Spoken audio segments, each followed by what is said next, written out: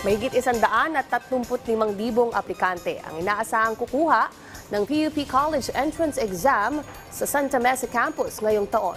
Si Joshua Garcia sa detalye. Hinati sa 4 na batches ang mga examinees. 20,840 examinees ang kumuha ng examination. Kasunod nito, isasagawa rin ang PUPSET sa February 8, February 22 at March 8.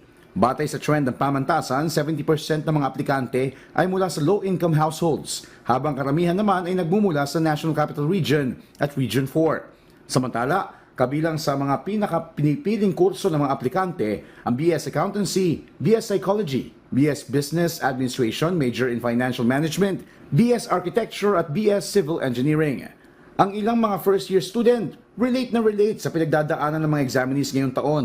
We've noticed po na parang sila din po na pressure talaga sa exam in this year dahil daw po sobrang hirap po ng science and math. Suggestion ng mga freshies sa mga PUPSET takers ngayong taon.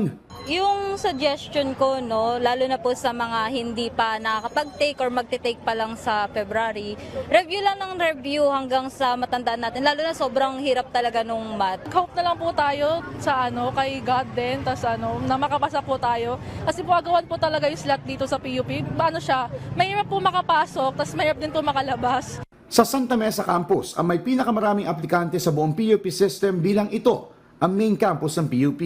Ayon naman sa Media Relations Officers ng PUP, 12,000 lamang sa total number of applicants ang matatanggap dito sa Santa Mesa Campus habang humigit kumulang 20,000 naman nationwide, kabilang na rito ang iba pang PUP campuses. Ang resulta ng entrance examination naman ay ilalabas ngayong June habang magsisimula naman ang academic year sa Agosto. Joshua Garcia para sa Pambansang TV sa Bagong Pilipinas.